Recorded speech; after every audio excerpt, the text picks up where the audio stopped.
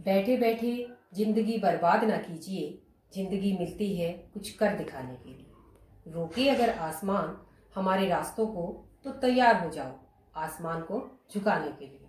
तो इसी के साथ हम अपनी आज की क्लास शुरू करते हैं और आज का हमारा विषय रहेगा अनाधिमान या तटस्था वक्र विश्लेषण।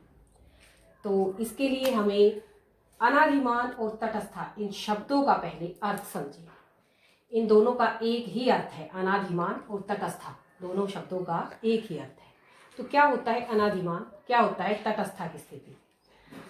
इसे हम ऐसे समझ सकते हैं कि मान लिया हमारे पास दो चीजें हैं, ए और बी, और उन दोनों में से कोई भी वस्तु हमें मिल जाए, चाहे ए मिले चाहे बी, उन दोनों हमारे लिए दोनों एक जैसे हैं। अगर एक वस्तु ज्यादा अच्छी है और एक कम है तो इट मीन्स जो ज्यादा अच्छी है हम उसे चुनेंगे। तो जिसको हम ज्यादा अच्छी को चुनते हैं तो उसे बोलते हैं हम प्रेफरेंस, मतलब हम उसके प्रति अपना अनाधिमान दिखा रहे हैं। लेकिन यहाँ शब्द क्या है? अनाधिमान। तो इसलिए यहाँ सिचुएशन भी अलग है कि जब दोनों चीजें कैसी हो, बिल्कुल एक जैसी, सेम, चाहे हमें ए मिल जाए चाहे हमें बी मिल जाए, हमें कोई फर्क नहीं पड़ता हमें क्या मिल रही है।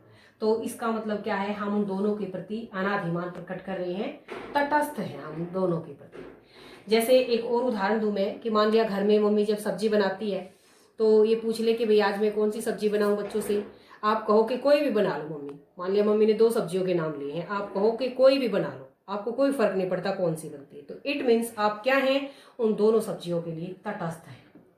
तटस्थ यानी कि जब दोनों चीजें हमें बराबर का इक्वल सेटिस्फेक्शन दे, बराबर संतुष्टि दे, ऐसी स्थिति को हम क्या कहते हैं? तटस्था की स्थिति। तो अब करते हैं अपने तटस्था वक्र की परिभाषा। क्या परिभाषा बनेगी? एक ऐसा वक्र है ये जो क्या दिखा रहा है? दो वस्तुओं के ऐसे संयोगों को प्रकट कर रहा है। संयोग, दो वस्तुएं हैं और उनके संयोगों को प्रकट कर रहा है, जो क्या कर रहे हैं? उपभोक्ता को समान संतुष्टि प्रदान कर रहे हैं। उपभोक्ता को समान यानी कि उस दोनों में से कोई भी वस्तु वो प्रयोग करे, दो वस्तुओं के ऐसे संयोग कि उसको क्या मिलेगी? उनसे बराबर का इक्वल सेटिस्फेक्शन मिलेगा। इसे हम एक उदाहरण से समझते हैं कि मान लिया हमारे पास दो चीजें हैं, सेब संतरे। तो मान लिया हम एक सेब मिलता है हमें और 10 संतरे। तो एक सेब और 10 संतरे से हमें जितनी संतुष्टि मिल रही है उतनी ही संतुष्टि हमें 2 सेब और 7 संतरों से मिलेगी। तो इनमें से कोई भी हम इनको कॉम्बिनेशन कह देते हैं, ये ए संयोग है, ये बी, ये सी और ये डी।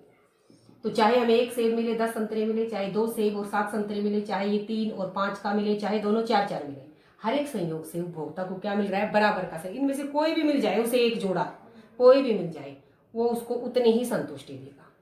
इसी को, तालिका को अगर हम चित्र के रूप में दिखाएं तो देखो, हमने एक्स एक्सिस के ऊपर अपनी एक वस्तु सेब को ले लिया है और वाई एक्सिस के ऊपर हमने संतरे को ले लिया है। अब हम अपना पहला संयोग देखते हैं, 1 और 10। ये 1 है हमारा सेब, ये 10। ये दूसरा है हमारा 2 और 7 का, ये 2 और यहाँ पर ये 7, 8 और 6 के बीच में। तीसरा संयोग क्या है? 3 और 5, ये 3 और ये 5, और चौथा दोनों 4-4। ये हमारे ए, बी, सी, डी चारों संयोग। इन संयोगों को हम मिला देते हैं तो ये हमारा अनाधिमान वक्र बन गया। इसे हम आई यानी कि इंडिफरेंस, सी यानी कि कर्व, इंडिफरेंस कर्व लिखते हैं हम इनको। तो ये क्या है? इंडिफरेंस कर्व है, एक अनाधिमान वक्र है। ये क्या प्रकट कर रहा है? ये दो वस्तु सेब और संतरे के अलग अलग संयोगों को प्रकट कर रहा है और इस हर एक संयोग से उपभोक्ता को बराबर का संतुष्टि मिल रही है, बराबर की का सेटिस्फेक्शन मिल रहा है। तो इस वक्र को क्या कहेंगे? हम अनाधिमान वक्र कहेंगे। अब इस अनाधिमान वक्र को ध्यान से देखिए आप। इस अनाधिमान वक्र का ढाल कैसा है? ये इसकी बाईं साइड, ये दाईं साइड, बाएं से दाएं नीचे की तरफ आ रहा है, यानी कि ढाल कैसा है इसका? नेगेटिव है, नेगेटिव ढाल है हमारा इसका, ऋणात्मक स्लोप है इसका। तो इसे क्या कहेंगे हम? ये इसका ओरिजिन है, इसके प्रति क्या है? इसकी बैक है, तो हम इसे कहते हैं उन्नतोदर। तो जो हमारा अनाधिमान वक्र होता है वो ओरिजिन की तरफ क्या होता है? उन्नतोदर। हमने इससे पहले अपना पीपीसी कर्व पढ़ा था और वो पीपीसी कर्व क्या था? वो इसके उलट था, वो कनकेव टू द ओरिजिन था। क्योंकि वहां पर आपको याद हो तो वहां पर हमने क्या किया था कि एक अगली इकाई लेने के लिए हम बढ़ती दर पर छोड़ रहे थे। लेकिन यहाँ देखो क्या कर रहे हैं हम, ध्यान से देखो, एक और सेब, एक सेब था, एक और सेब लेने के लिए हमने कितने संतरे छोड़ दिए? 3 संतरे कम कर दिए। आगे एक और सेब लेने के लिए अब की बार हमने कितने संतरे कम किए? 2। नेक्स्ट टाइम एक और सेब लेने के लिए हमने कितने कम किया? 1। यानी कि पहले हमने 3 को छोड़ा था संतरों को, अगले टाइम में हमने 3 को नहीं छोड़ा, 2 को छोड़ा, और उससे अगले टाइम में और भी कम 1 को छोड़ा। यानी कि हर बार हम एक और सेब लेने के लिए पहले से कम मात्रा में संतरों को छोड़ रहे हैं। तो इसे कहते हैं हम घटती, क्या कहते हैं इसे हम? घटती सीमांत प्रतिस्थापन की दर। प्रतिस्थापन यानी कि एक दूसरे के स्थान पर, इस सेब के स्थान पर इस एक और सेब लेने के लिए हम इस कितने संतरों को कम कर रहे हैं? 3 को। नेक्स्ट टाइम में एक और सेब के लिए हम कितनों को छोड़ रहे हैं? 2 को। एक और के लिए हम 1 को। तो ये घटती दर पर कर रहे हैं। तो इसलिए क्या होता है, इस वक्र का ढाल क्या होता है, इस ओरिजिन के प्रति क्या होएगा? उन्नतोदर होएगा, कन्वेक्स होएगा। अब एक चीज और हम समझते हैं, यहाँ पर एक और आता है आपकी बुक में, अनादिमान मानचित्र। मानचित्र में क्या है? विभिन्न प्रकार के अनादिमान वक्रों को दिखाया गया है। मान लिया ये IC1 है, ये IC2 और ये IC3, ये अलग अलग अनादिमान वक्र हैं हमारे। तो जो ऊंचाई, ये वाला जो है ये इससे ऊंचा है, ये इससे ऊंचा है। तो जो ऊंचा तटस्थ वक्र है उसके अंदर नीचे वाले से अधिक मात्रा में वस्तुएं हैं। सेब की और संतरे यहाँ पर अधिक मिलेंगे इससे, इस वाले में इससे भी अधिक, और इस वाले में इससे भी अधिक। तो जो ऊंचा तटस्थ वक्र है वो अधिक वस्तुओं को, अधिक सेवाओं को दिखाएगा, और जो नीचे वाला होएगा वो ऊपर वाले से कम मात्रा में वस्तुओं और सेवाओं को दिखाएगा। और जब एक से अधिक अनादिमान वक्रों को हम ऐसे इकट्ठा दिखाते हैं तो उसे कहते हैं हम तटस्थ मानचित्र। तो देखो क्या पढ़ा है हमने कि तटस्थ वक्र कहते किसे हैं? 2 वस्तुओं के ऐसे संयोगों को जो उपभोक्ता को बराबर की संतुष्टि प्रदान करते हैं। तटस्थ वक्र कैसा होता है? बाएं से दाएं नीचे की तरफ नेगेटिव ढाल वाला होता है। और क्या होता है कि इसका जो ओरिजिन जो है उसके प्रति ये उन्नतोदर होता है, कन्वेक्स होता है। क्यों होता है? उसके लिए मैंने आपको ये बताया है, घटती सीमांत प्रतिस्थापन की दर, कि जैसे जैसे हमने एक और सेब बढ़ाया तो हम उसे कम घटती दर पर हम संतरों को कम कर रहे हैं। तो इसलिए ये क्या होता है, ओरिजिन की तरफ क्या होएगा? उन्नतोदर होएगा, कन्वेक्स टू द ओरिजिन होएगा। तो ये तो हुआ हमारा तटस्थ वक्र। अब इसमें एक टॉपिक और आता है, टॉपिक नहीं इसी में एक और है कि इसकी विशेषताएं बताइए। ये बहुत ही इंपॉर्टेंट क्वेश्चन है हमारा एग्जाम के लिए। तो तटस्थ वक्र किसे कहते हैं और इसकी विशेषताएं।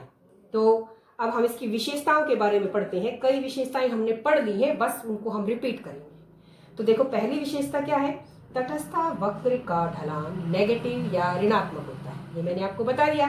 ढाल कैसा है? बाएं से दाएं नीचे की तरफ, यानी कि नेगेटिव। नेगेटिव का सीधा सा मतलब क्या है कि 2 चीजें हैं, सेब और संतरी।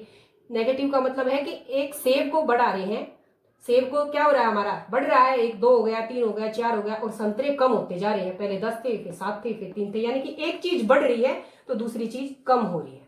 तो इसीलिए हम ये क्या होता है, इसका ढलान नेगेटिव होता है, ऋणात्मक होता है। तो ये तटस्थ वक्र की पहली विशेषता कि तटस्थ वक्र का ढाल कैसा होता है? नेगेटिव या ऋणात्मक। अब है तटस्थ वक्र की दूसरी विशेषता, IC लिखेंगे हम इसको छोटा करके, इंडिफरेंस कर, मूल बिंदु की ओर उन्नतोदर होता है। ये भी हम पढ़ चुके हैं। ये हमारा मूल बिंदु ओरिजिन था, इसकी तरफ क्या आएगी? उन्नतोदर, बैक है इसकी इस तरफ। क्यों है ये बैक? मैंने ये भी बता दिया, क्योंकि घटती सीमांत प्रतिस्थापन की दर के कारण हर एक अगला सेब लेने के लिए हम कम कम मात्रा में संतरे का त्याग कर रहे हैं। तो इसलिए क्या होता है, IC कर्व मूल बिंदु की ओर उन्नतोदर होता है, कन्वेक्स होता है, कन्वेक्स टू द ओरिजिन होता है। ये इसकी दूसरी विशेषता। अब है तीसरी विशेषता कि तटस्थ वक्र कभी एक दूसरे को काटते नहीं। देखो अगर तटस्थ वक्र एक दूसरे को काटे, मैं आपको अभी दिखाती हूं कि ये हमारा तटस्थ वक्र है, ठीक है। एक और तटस्थ वक्र मैंने बना दिया, इस तटस्थ वक्र ने इसको कट कर दिया यहाँ पर। अब मैंने थोड़ी देर पहले आपको बताया था कि ऊंचे वाला तटस्थ वक्र क्या है? अधिक वस्तुओं को दिखाएगा, और नीचे वाला कम को। अब यहाँ से तो ये इससे ऊंचा है और यहाँ से इससे कम है। तो क्या हमारी वो बात सही हुई कि भाई ये ऊंचे वाला है, यहाँ से ये अधिक वस्तुएं और यहाँ से ये कम वस्तुएं, और यहाँ पर ये इसके बराबर हो गया? तो ये संभव नहीं है कि यहाँ पर ये इसके बराबर हो जाए, यहाँ इसके अधिक हो जाए, यहाँ इससे कम हो जाए। तो तटस्थ वक्र कभी भी एक दूसरे को काटेंगे नहीं। क्यों? क्योंकि जो ऊंचे वाला तटस्थ वक्र है वो तो अधिक वस्तुओं को दिखाएगा। वो क्या दिखाएगा? अधिक वस्तुओं को दिखाएगा, और नीचे वाला कम वस्तुओं को। तो एक दूसरे को कट कर लिया, तो जिस बिंदु पर इन्होंने एक दूसरे को कट किया वहां पर दोनों बराबर हो गए। तो इसलिए ये संभव नहीं है, कभी भी एक दूसरे को ये काटेंगे नहीं। दूसरा वक्र ऊपर की तरफ या नीचे की तरफ ऐसे हुए। आगे है कि ऊंचा तटस्था वक्र ऊंचे संतुष्टि स्तर को दिखाएगा। ये भी मैंने आपको बता दिया कि जो भी ऊपर की तरफ जितने होगा मीन्स उतनी ही अधिक वस्तुएं, नीचे की तरफ यानी कि उतनी ही कम वस्तुएं। तो इसकी चौथी विशेषता क्या हो गई कि ऊंचा तटस्था वक्र ऊंचे संतुष्टि स्तर को यानी कि अधिक वस्तुओं को, ऊंचा संतुष्टि यानी कि अधिक मात्रा में वस्तुओं को दिखाएगा और नीचा कम मात्रा में वस्तुओं को दिखाएगा। चौथी विशेषता। इसके बाद पांचवी विशेषता है आईसी वक्र कभी भी एक्स अक्ष और वाई अक्ष को छूते नहीं छूता।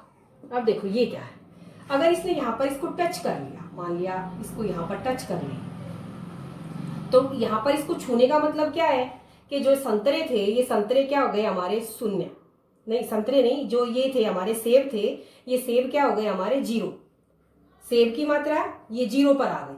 लेकिन हमने शुरू में ये बताया था कि क्या दिखाएगा, ये 2 वस्तुओं को दिखाएगा, यानी कि अगर इसने टच कर लिया तो वस्तु तो एक रह गई। ये जो सेब थे ये क्या हो गई, 0 हो गए। अगर यहाँ पर ये टच कर ले, यहाँ इसको छू ले, तो इसका मतलब क्या है कि जो संतरे हैं वो क्या हो गए 0, सिर्फ क्या रह गए सेब। तो ये छुएगा नहीं, अगर इसने छू लिया तो क्या हो जाएगा, 2 वस्तुओं की जगह पर हमारी एक ही वस्तु रह जाएगी। तो इसलिए क्या होता है कि आईसी वक्र यानी कि तटस्था वक्र कभी भी एक्स अक्ष को या वाई अक्ष को नहीं छूता। क्यों नहीं छूता, अगर इसने किसी भी एक अक्ष को छू लिया तो इट मीन्स 2 वस्तुएं नहीं है, अब हमारे पास एक ही वस्तु है। एक और इसकी विशेषता हो सकती है कि तटस्था वक्र क्या होता है, जरूरी नहीं कि वो एक दूसरे के पैरेलल हो, ये भी जरूरी नहीं कि क्या वो एक दूसरे के पैरेलल, ये इस तरह से भी हो सकते हैं। देखो यहाँ पर इसके बीच की दूरी ज्यादा है और यहाँ बीच की दूरी कम है। पैरेलल का मतलब होता है कि इन 2 वक्रों के बीच हर जगह पर एक जैसी दूरी हो, ये जरूरी नहीं कि ये एक दूसरे के पैरेलल ही हो। तो ये भी इसकी एक विशेषता हो सकती है, लेकिन हमारी बुक के अंदर ये ही 5 विशेषताएं दिखा रखी हैं कि तटस्था वक्र का ढाल कैसा होता है, ऋणात्मक होता है, मूल बिंदु की ओर क्या होता है, ये उन्नतोदर होता है, कभी एक दूसरे को काटेंगे नहीं, और ऊंचा तटस्था वक्र अधिक संतुष्टि को दिखाएगा, और ये कभी भी एक्स अक्ष और वाई अक्ष को छुएगा नहीं। तो ये था हमारा आज का विषय, तटस्था वक्र किसे कहते हैं और उसकी विशेषताएं। मेरे हिसाब से सबको सही समझ में आया होगा। एक बार में समझ ना आए तो इसको 2 बार 3 बार 4 बार सुनो, जरूर समझ में आएगा। और इसके बाद कॉपी के अंदर करना है और इसको बिना देखे और बिना सुने भी करके देखने की कोशिश करनी है। तो इसी के साथ ही हम आज की वीडियो समाप्त करते हैं। धन्यवाद।